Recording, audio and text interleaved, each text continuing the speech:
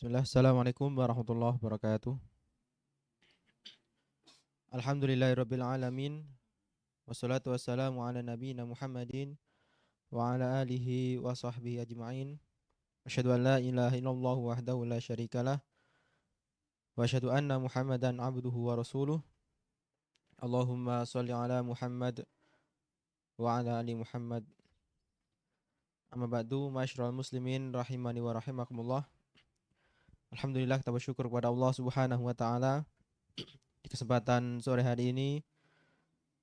Allah Subhanahu wa taala masih memberikan kepada kita semuanya kenikmatan, sehingga dengan nikmat-nikmat dari Allah Subhanahu wa taala kita masih bisa memenuhi kewajiban kita, masih bisa memenuhi apa yang menjadi tuntutan sebagai seorang muslim, yang diantara tuntutan tersebut adalah thalabul ilmi, sebagaimana sabda Nabi sallallahu alaihi wasallam, thalabul ilmi fardhatun ala kulli muslim. Menuntut ilmu hukumnya wajib bagi setiap muslim.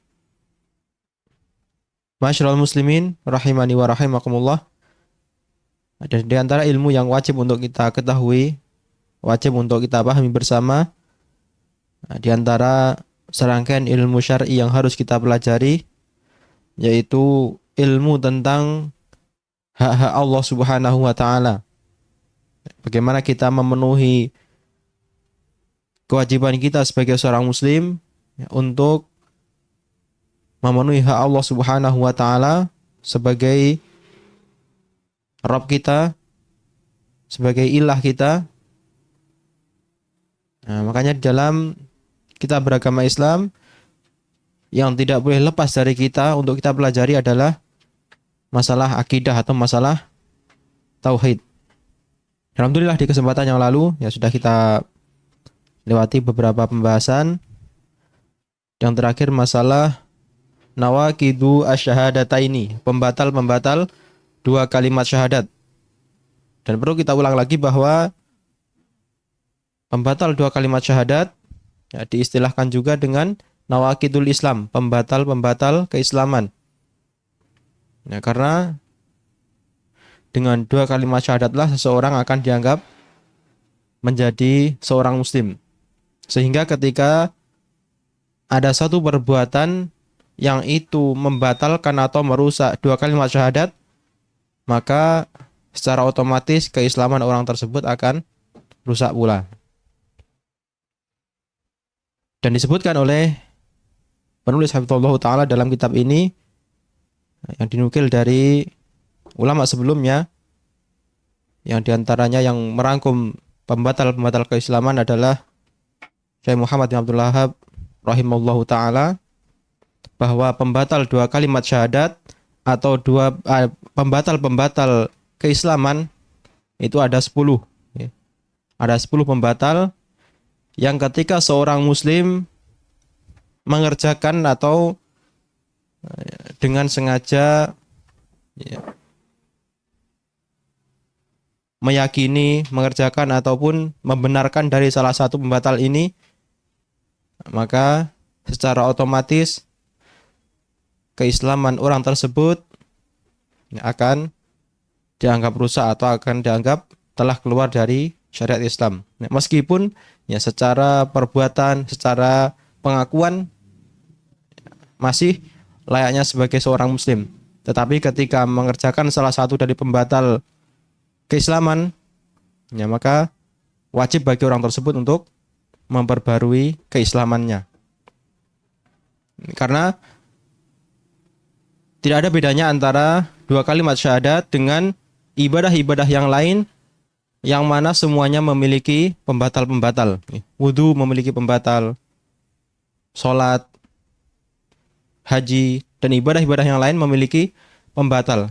Ketika salah satu pembatalan dikerjakan, nah, maka ibadah tersebut akan dianggap tidak sah.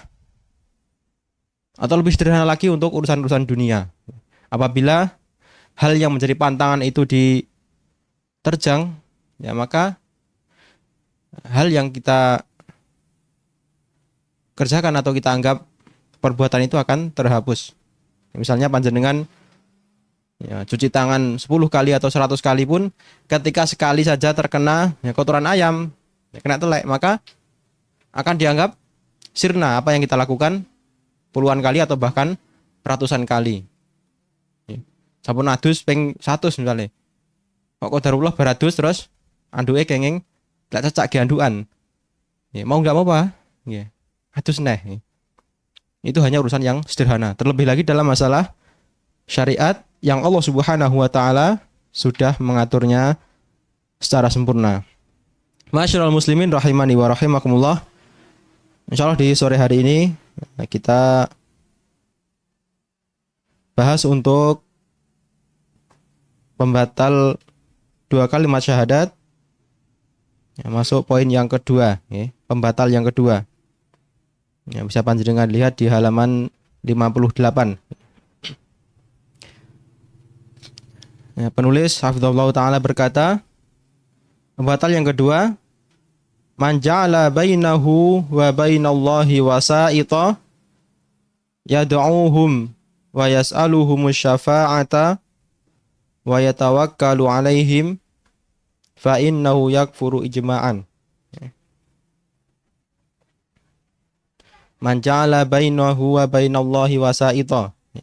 Siapapun yang menjadikan antara dirinya dengan Allah Subhanahu wa taala wasa'ita, perantara-perantara, wasilah-wasilah, yad'uuhum, yang dia berdoa kepada mereka, berdoa kepada perantara-perantara tersebut, wa yas'aluhumus syafa'ata, dan meminta kepada mereka syafaat, wa yatawakkalu 'alaihim, serta bertawakal kepada mereka, fa innahu yakfuru ijma'an, maka sesungguhnya orang tersebut telah dianggap keluar dari agama Islam, telah dianggap kafir ijma'an, ya, secara ijma' atau secara kesepakatan para ulama. Masyaallah muslimin rahimani wa rahimakumullah. Sebelum kita lanjutkan ke poin berikutnya, ya, di sini ada beberapa istilah yang perlu kita kembalikan kepada pembuat istilahnya, atau kita pahami sesuai dengan maksud dari siapa yang mengeluarkan istilah tersebut. Karena dalam urusan apapun, untuk istilah atau untuk sebuah bahasa, maka akan bisa kita pahami secara sempurna, bisa kita pahami dengan baik kalau kita paham bahasa atau ungkapan itu sesuai dengan maksud dari pembuat istilah. Kalau dari manusia misalnya, siapa yang membuat ya, sebuah ungkapan bahasa, ya akan kita pahami ungkapan itu dengan baik kalau kita dengar langsung dari orang yang mengucapkan. Kita dengar langsung dari siapa yang mengucapkan atau siapa yang ya, menyusun ya, sebuah kalimat yang kita dengar.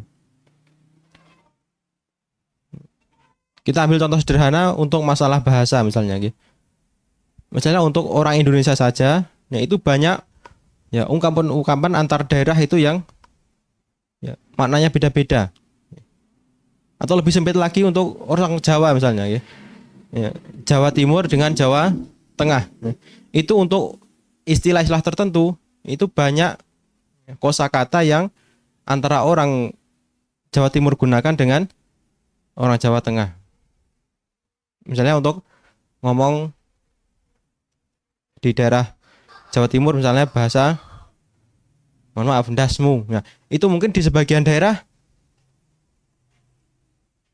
kok pakai istilah itu ya, lagi viral nih gue. Ceplosan dulu. Istilah yang lain, mungkin istilah tertentu misalnya ya sikilmu, batukmu. Mungkin di daerah tertentu itu bahasa yang biasa, wajar nih. Dan mungkin itu di daerah tertentu, di daerah yang lain itu akan menjadi bahasa yang kasar. Ya. Jangan gitu. Satu daerah mawon nih, satu kabupaten mungkin ada beberapa kata yang itu tidak dipahami oleh sebagian yang lain. Mungkin di sini, oke, telur rambak goreng ini bahasanya apa lagi? Telur rambak diremet-remet, di taburi tepung, di goreng, timus. Ya. Lek panjenengan arep timus teng pule, mboten enten sing paham nggih. Mun benten istilahé. Napa lek mriko? Gandos. Mungkin lek mriki diarani gandos panjenengan nggih mboten paham. Nah, benten malih. Lah niku teng mriko kentos. Niku mawon untuk ya, satu daerah ya.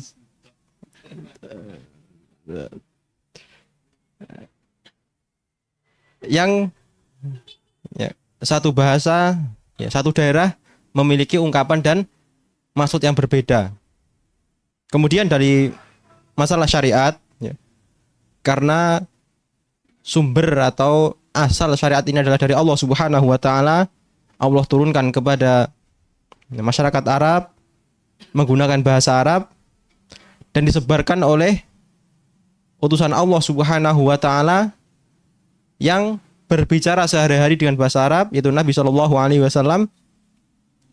Maka akan lebih baik atau lebih sempurna ketika kita memahami syariat ini, kita mengembalikan istilah-istilah yang penting dalam syariat kepada ya, pemilik maksud dari bahasa tersebut, yaitu kepada ya, bahasa Arab. Di sini yang perlu kita pahami dari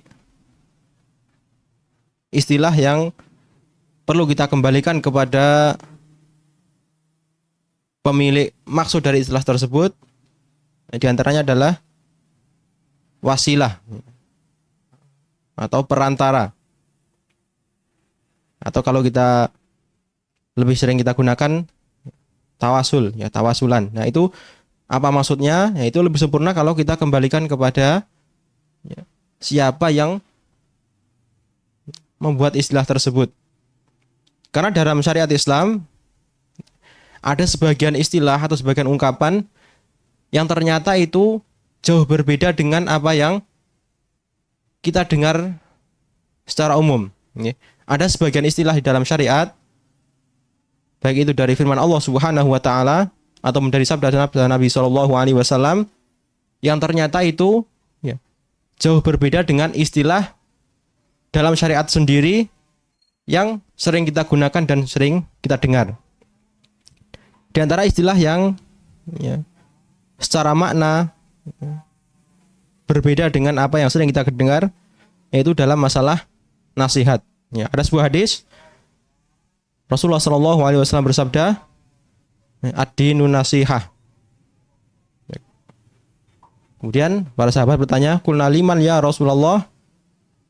Kemudian beliau bersabda, lillahi wali kitabihi wali rasulihi wali a'immatil muslimina wa ammatihim. Nah, tetapi kebanyakan kaum muslimin menggunakan potongan hadis ini untuk maksud yang lain. Ad-dinun nasihah artinya adalah agama itu nasihat. Kalau kita dengar potongan yang ini, nasihat ini apa? Pitutur, wejangan atau yang semakna ya. Dan itu pun istilah nasihat itu berasal dari istilah Arab. Kita gunakan bahasa Indonesia nasihat, ya, itu dari kata nasihah. Ya, yang salah satu maknanya adalah yang kita maksud tadi, pitutur, ya, wejangan. Nah, tapi dalam penggunaannya kaum muslimin sering menggunakan istilah ini. Ini tak nasihati, tak kandhani. Lewong agama adinu nasihah, agama itu nasihat, makanya sampai tak nasihati. Ya, secara maksud mungkin benar, tetapi dalam penggunaan hadis ini, kalau kita kembalikan kepada syarah atau penjelasan para ulama, maka akan kita dapati penjelasan yang berbeda. Nah, apa? Kalau kita baca lengkap hadisnya mawon niku pun rada ruwet artine nggih. Adinun nasihah. Agama adalah nasihat. Kemudian para sahabat bertanya, untuk siapa ya Rasulullah? Lillahi wali kitabihi wali rasulihi wali a'immatil muslimina wa ammatihim. Nasihat untuk Allah, untuk Rasulnya, untuk kitabnya, untuk para pemimpin dan masyarakat secara umum. Nah, bayang nih, yang tiga pertama nih, nasihat untuk Allah, untuk kitabnya, dan untuk Rasulnya. Kita maksudnya pripun? Kalau dimaknain nasihat adalah wejangan. Masuk nomor mboten? Mboten masuk. Sehingga para ulama ya menjelaskan atau mensyarah dari sabda Nabi SAW ini, yang kalau kita maksudkan nasihat adalah pitutur, wejangan untuk dua poin yang terakhir, ya, nasihat untuk penguasa, untuk pemimpin, dan untuk masyarakat secara umum, yang kita maknai nasihat adalah wejangan, itu benar. Tetapi untuk 3 poin pertama, nasihat yang dimaksud adalah al-qurbah, ya, kedekatan antara ya, pihak yang satu dengan yang lainnya. Jadi pertama, nasihat untuk Allah Subhanahu wa taala tidak boleh kita bayangkan wejangan untuk Allah Subhanahu wa taala. Pripun niku? Mboten mungkin, ya. Jadi maksudnya nasihat untuk Allah Subhanahu wa taala adalah kita memenuhi hak-hak Allah Subhanahu wa taala dalam masalah ibadah, dalam masalah tauhid rububiyah, uluhiyah, asma wa sifat, serta hak-hak Allah Subhanahu wa taala yang lain. Kemudian nasihat untuk kitabnya. Kemudian kita membenarkan Al-Quran itu adalah kalamullah. Kita melaksanakan perintah-perintah dalam Al-Quran, meninggalkan larangan-larangan dalam Al-Quran. Itu maksud dari nasihat untuk Al-Quran. Kemudian nasihat untuk Rasul. Nah, itu juga tidak bisa kita pahami secara letterlek. Kalau nasihat untuk Rasul kita bayangkan wejangan untuk Rasul, maka yang paling berhak dan satu-satunya yang berhak untuk menasihati Rasulullah SAW hanyalah Allah Subhanahu wa taala. Adapun makna nasihat untuk Rasul dalam sabda Rasulullah tadi, yaitu memenuhi hak-hak Nabi SAW sebagai seorang Rasul. Kita percaya beliau adalah utusan Allah, kita laksanakan semua perintahnya, kita tinggalkan semua larangannya. Adapun nasihat untuk pemimpin dan nasihat untuk masyarakat secara umum, itu kembali kepada makna nasihat yang biasanya, yaitu wejangan. Dan bahkan dalam masalah istilah ini, pernah suatu kali sahabat Nabi SAW, bukan hanya satu, para sahabat pernah tertipu atau tidak paham dengan istilah yang disebutkan oleh Allah Subhanahu wa taala dalam firman-Nya. Yaitu dalam firman Allah Subhanahu wa taala dalam surat Al-An'am ayat 82, Allah berfirman, alladzina amanu wa lam yalbisu imanahum bizulmin ulaika lahumul amnu wa hum muhtadun. Alladzina amanu, ya, orang-orang yang beriman, wa lam yalbisu imanahum bizulmin, dan tidak mencampuri keimanannya dengan kezaliman, ulaika lahumul amnu wa hum muhtadun. Mereka itulah orang-orang yang mendapatkan keamanan dan mendapatkan petunjuk. Mendapatkan keamanan di akhirat nanti, aman dari siksa neraka, dan mendapatkan petunjuk di dunia. Nah, ya, dengan sengaja ataupun dengan tidak sengaja pernah berbuat kezaliman. Padahal Allah Subhanahu wa taala menunturkan tadi, ya, siapa yang beriman dan tidak mencampuri keimanan dengan kezaliman, itulah orang yang mendapatkan keamanan di akhirat dan keselamatan dan petunjuk di dunia. Lalu siapa yang bisa selamat dari siksa neraka kalau keimanannya tidak bercampur dengan kezaliman? Maka Nabi SAW menjelaskan istilah zalim dalam ayat ini dengan sabda beliau, ala tasma'u qawla Luqmana libanihi inna syirka la zulmun adzim. Ya, tidakkah kalian mendengar firman Allah Subhanahu wa taala yang menceritakan ucapan Luqman kepada anaknya, inna syirka la zulmun adzim. Ya. Sesungguhnya kesyirikan itu adalah kezaliman yang besar. Jadi makna kezaliman dalam ayat tadi, ya, orang yang beriman dan tidak mencampuri keimanan dengan kezaliman, maksudnya zalim adalah kesyirikan.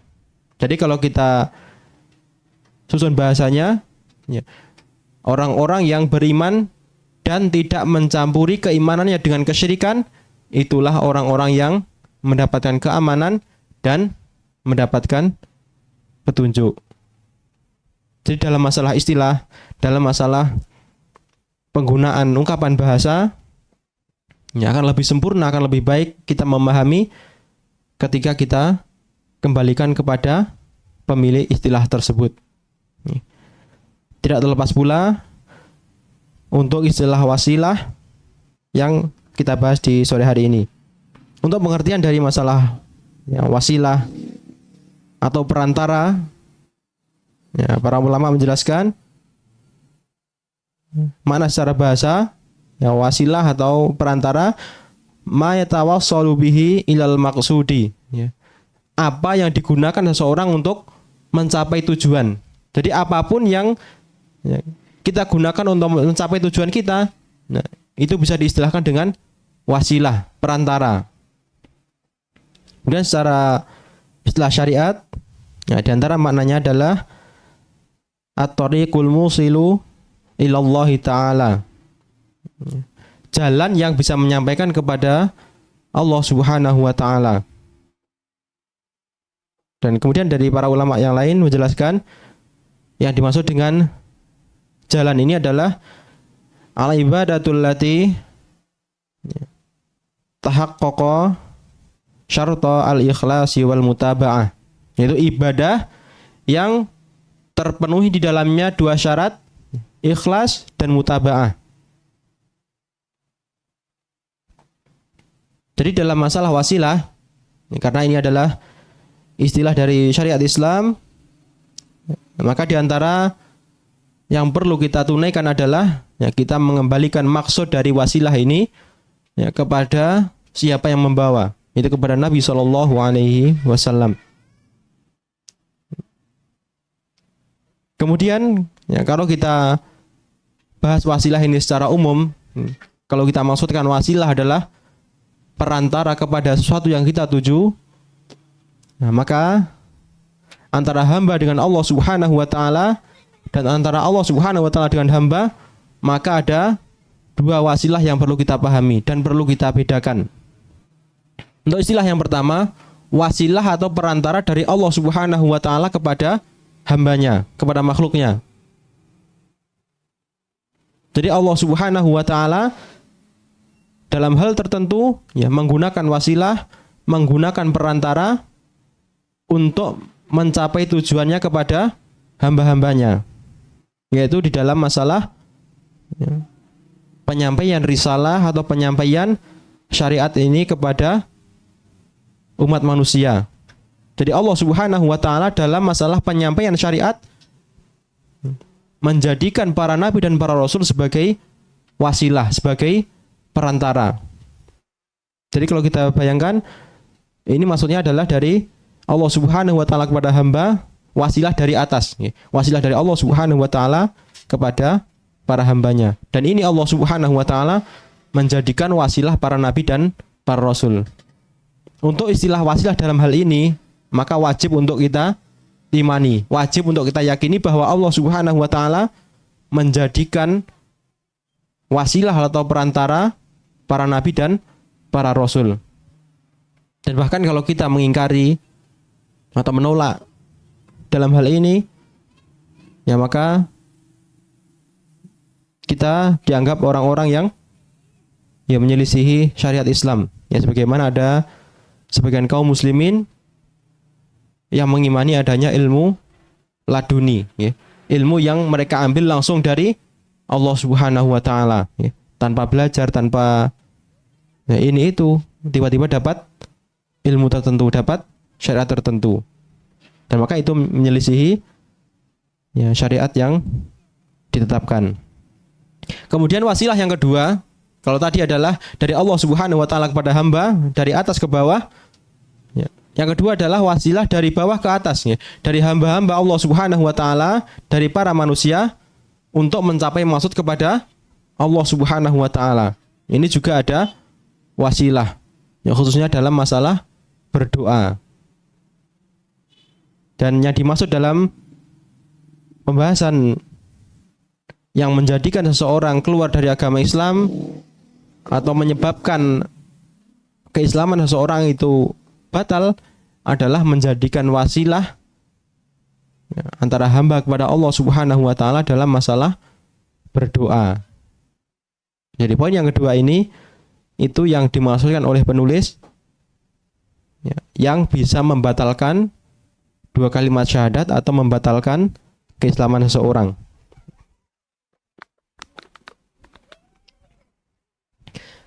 Kemudian dalam masalah doa sendiri, ya, dalam masalah menjadikan perantara antara hamba kepada Allah Subhanahu wa taala, ini perlu kita perinci, ya. Tidak serta-merta siapapun yang menjadikan perantara antara hamba dengan Allah Subhanahu wa taala maka telah kafir atau telah rusak keislamannya.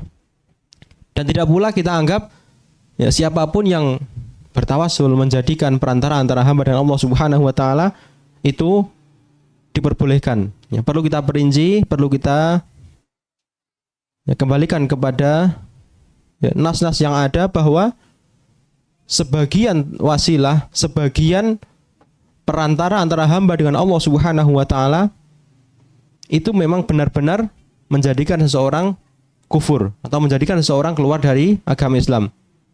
Namun sebagian wasilah atau perantara antara hamba dengan Allah Subhanahu wa taala itu telah dicontohkan oleh Nabi Shallallahu alaihi wasallam atau telah beliau, ya, sampaikan kabar-kabar terdahulu tentang adanya, ya, tawasul atau menjadikan perantara antara hamba dengan Allah Subhanahu wa taala.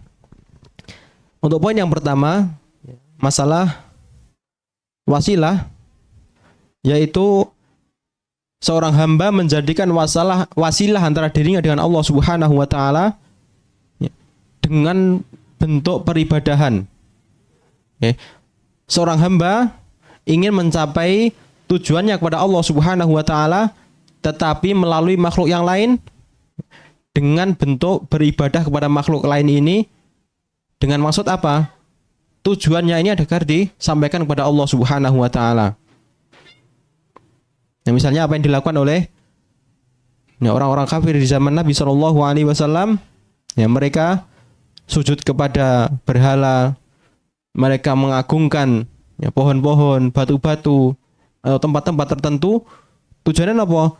Ya, yang mereka agungkan, yang mereka sucikan ini bisa mencapai Allah Subhanahu wa taala, membawa maksud mereka. Nah, ini sesuai apa yang difirmankan oleh Allah Subhanahu wa taala. Nah, di antaranya Allah berfirman, "Wa ya'buduna min dunillahi ma la yadurruhum wa la yanfa'uhum wa yaquluna haula'i syufa'auna indallahi." Ini sudah kita bahas di pembatalan yang pertama kemarin, okay? Ya, di antara orang-orang musyrikin zaman dahulu, wa ya'buduna min dunillah, ya, mereka menyembah selain Allah Subhanahu wa taala ma la yadurruhum wa la yanfa'uhum, terhadap apapun yang tidak memberi manfaat atau tidak memberi madarat kepada mereka.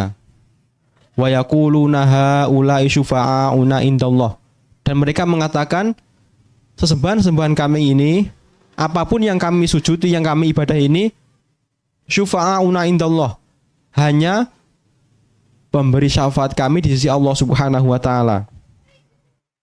Dan untuk masalah syafaat, kalau kita istilahkan yang lebih sederhananya ini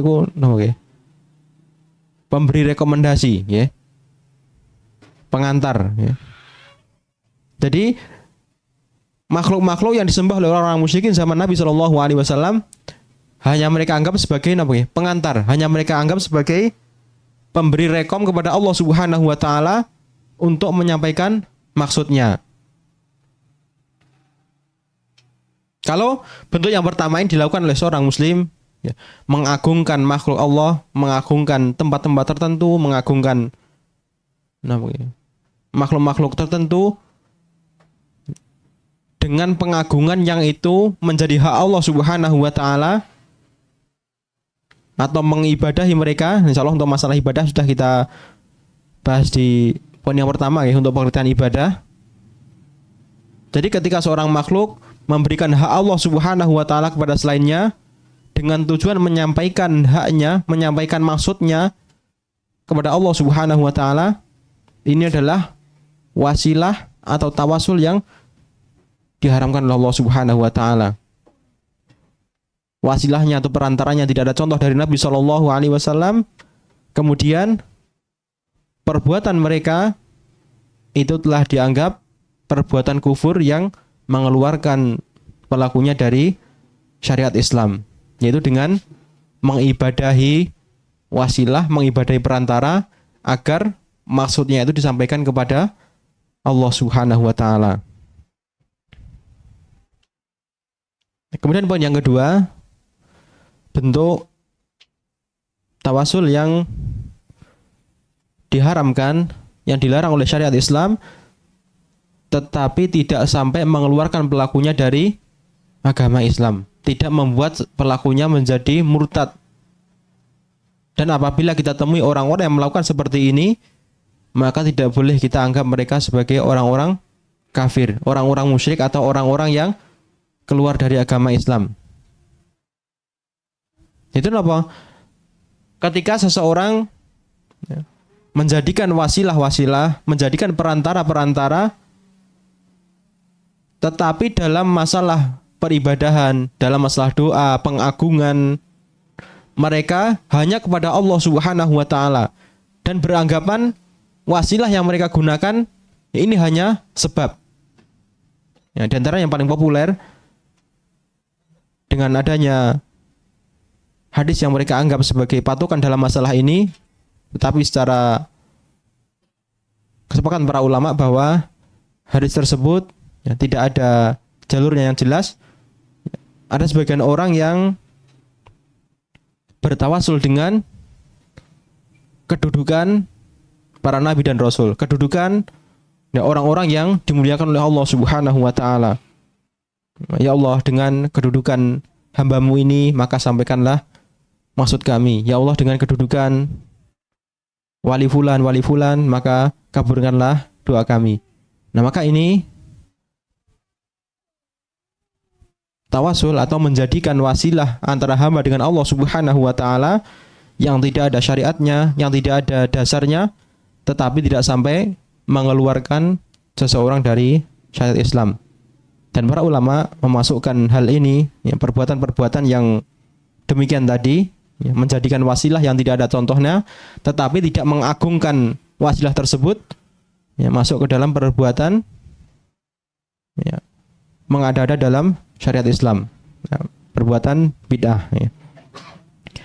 Kemudian dalam masalah wasilah yang telah dicontohkan oleh Nabi Shallallahu Alaihi Wasallam atau yang beliau kabarkan ya, dari orang-orang terdahulu, itu terbatas hanya 3 wasilah, 3 perantara yang boleh kita gunakan untuk mendekatkan diri kepada Allah Subhanahu wa taala.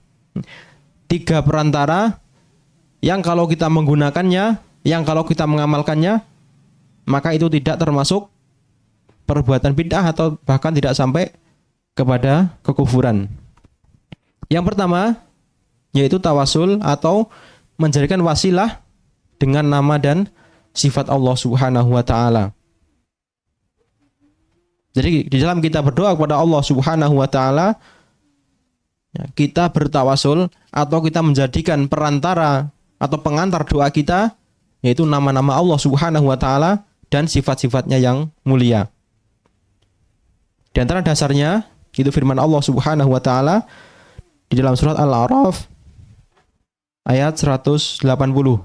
Allah Subhanahu wa taala berfirman, "Walillahil asmaul husna fad'uuhu biha." Dan hanya milik Allah lah ya, asmaul husna, nama-nama yang baik, fad'uuhu biha, maka berdoalah dengannya. Jadi secara jelas Allah Subhanahu wa taala memerintahkan dalam ayat ini kita untuk berdoa dengan nama-nama Allah, menjadikan nama-nama Allah Subhanahu wa taala perantara di dalam doa kita. Dan di antara contoh dari Nabi Shallallahu Alaihi Wasallam, doa yang sering kita jadikan zikir pagi dan petang. Di antara doa Nabi Shallallahu Alaihi Wasallam, Ya Hayyu Ya Qayyum birahmatika astaghitsu aslih li sya'ni kullahu wala takilni ila nafsi tarfata ainin. Nah, itu salah satu doa yang menunjukkan Nabi Shallallahu Alaihi Wasallam menggunakan nama Allah Subhanahu wa taala, menggunakan sifat Allah Subhanahu wa taala di dalam berdoa. Ya Hayyu Ya Qayyum, wahai Zat yang Maha Hidup dan Maha Berdiri sendiri.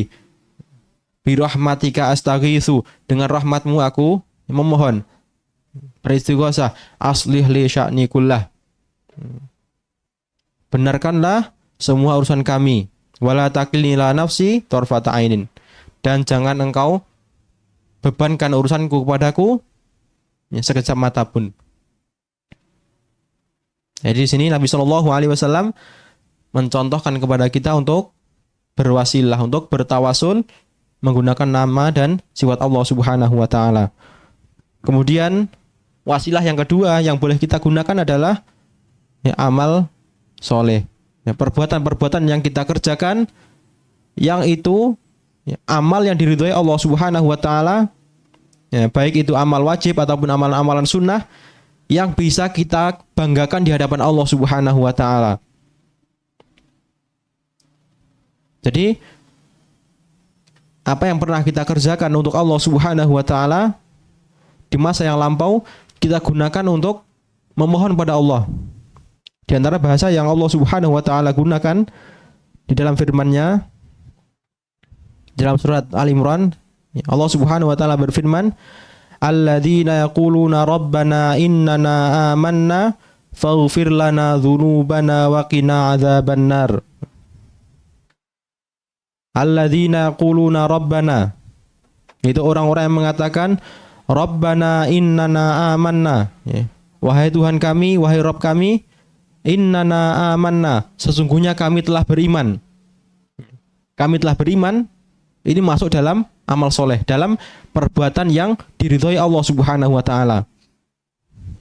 Faghfir lana dzunubana, maka ampunilah dosa-dosa kami, wa qina adzabannar, dan selamatkanlah kami dari azab neraka. Jadi dalam ayat ini Allah Subhanahu Wa Taala menjelaskan penggunaan bahasanya, kita sebutkan amal soleh dulu, kemudian berdoa. Dan kemudian apa yang disampaikan oleh Nabi Shallallahu Alaihi Wasallam terkait wasilah dengan amal soleh ini, kisahnya 3 orang yang terjebak di dalam gua. Ketika mereka masuk dalam gua kemudian tertutup dengan batu besar, mereka berdoa dengan amal soleh yang pernah mereka lakukan. Di antaranya ada yang berdoa dengan kesolehan mereka dengan berbakti kepada orang tua, kemudian amal soleh dengan menjauhi zina, kemudian amal soleh yang ketiga adalah menjaga hak karyawan, menjaga hak orang yang bekerja padanya dan upahnya dikembangkan. Sehingga dengan wasilah 3 amal soleh ini Allah Subhanahu Wa Taala mengabulkan doa mereka. Kemudian wasilah yang ketiga yang boleh kita lakukan, yang boleh kita gunakan adalah doa orang yang masih hidup. Kita memohon doa siapapun yang kita anggap dekat dengan Allah Subhanahu Wa Taala, kita anggap orang ini doanya lebih diijab oleh Allah Subhanahu Wa Taala, maka boleh kita berwasilah dengan orang-orang tersebut. Di antaranya yang pernah terjadi di zaman Nabi Shallallahu Alaihi Wasallam, ketika ada orang Badui datang kepada Nabi Shallallahu Alaihi Wasallam di waktu khutbah, mengeluhkan kepada Nabi Shallallahu Alaihi Wasallam tentang kondisi kampungnya yang terjadi paceklik. Di antara yang mereka katakan adalah, wahai Nabi, telah musnah harta kami dan telah kelaparan keluarga-keluarga kami. Dan Nabi Shallallahu Alaihi Wasallam berdoa, Allahumma aghithna, Allahumma aghithna, Allahumma aghithna. Ya Allah, turunkanlah hujan. Dan beliau mengulang ucapan tersebut. Sehingga Allah Subhanahu Wa Taala menurunkan hujan kepada kampung atau masyarakat Badui tersebut. Dan juga yang dilakukan oleh para sahabat Nabi Shallallahu Alaihi Wasallam mencontohkan dari perbuatan Nabi dalam hal ini, yaitu Umar bin Khattab radhiyallahu anhu. Ketika beliau menjadi khalifah, juga terjadi hal yang semisal. Terjadi paceklik. Kemudian Umar bin Khattab radhiyallahu anhu yang mengatakan, ya Allah, dulu kami berwasilah kepada Nabi Shallallahu Alaihi Wasallam ketika beliau hidup, dan sekarang kami berwasilah kepada pamannya ketika sepeninggal beliau. Dan akhirnya Umar bin Khattab radhiyallahu anhu meminta Abbas, pamannya Nabi SAW, untuk berdoa kepada Allah. Ya. Tiga hal ini, ya, tiga wasilah ini yang boleh kita kerjakan, boleh kita gunakan di dalam kita berdoa kepada Allah Subhanahu wa taala, yaitu dengan nama dan sifat Allah Subhanahu wa taala, kemudian dengan amal-amal soleh, kemudian yang ketiga dengan doanya orang-orang yang masih hidup. Adapun selain itu, maka kita sebagai seorang muslim yang berusaha untuk mendapatkan ridho dari Allah Subhanahu wa taala, berusaha untuk meneladani Nabi SAW, meneladani para sahabat Nabi dan orang-orang yang soleh zaman setelahnya, yaitu dengan meninggalkan apa-apa yang tidak ada tuntunannya dari panutan kita. Kemudian yang ketiga, bentuk doa seorang hamba kepada Allah Subhanahu wa taala, dan ini yang lebih selamat adalah dengan berdoa secara langsung kepada Allah Subhanahu wa taala tanpa berwasilah, tanpa menjadikan perantara antara doa kita, antara kita sendiri dengan Allah Subhanahu wa taala. Dan ini sesuai dengan firman Allah Subhanahu wa taala, "Ud'uni astajib lakum." Berdoalah kalian kepadaku, astajib lakum. Pasti aku akan mengabulkan doa-doa kalian. Dan juga di antara yang disampaikan oleh Nabi SAW dalam masalah doa, beliau bersabda, ad-du'a'u huwal ibadah. Doa adalah ibadah. Jadi dalam kita berdoa kepada Allah Subhanahu wa taala, dikabulkan ataupun belum, maka itu sudah dinilai ibadah oleh Allah Subhanahu wa taala. Dan bahkan dalam sebuah riwayat, Nabi SAW bersabda, "Man lam yas'alillaha ghadiballahu alaih." Barang siapa yang enggan untuk berdoa kepada Allah Subhanahu wa taala, maka Allah akan murka kepadanya. Jadi dari tiga bentuk doa seorang hamba kepada Allah Subhanahu wa taala, yang pertama dengan bertawasul, dengan mengagungkan wasilahnya sampai mengeluarkan dari agama Islam, dan itu harus kita tinggalkan. Kemudian bentuk yang kedua, berwasilah dengan wasilah-wasilah yang tidak ada contohnya, dan itu juga harus kita tinggalkan. Tinggal 2 poin yang bisa kita kerjakan, yaitu dengan berwasilah dengan wasilah-wasilah yang ada contohnya dari Nabi SAW atau ada dalilnya. Dan yang paling selamat adalah dengan kita memohon langsung kepada Allah Subhanahu wa taala apa yang menjadi hajat dan kebutuhan kita.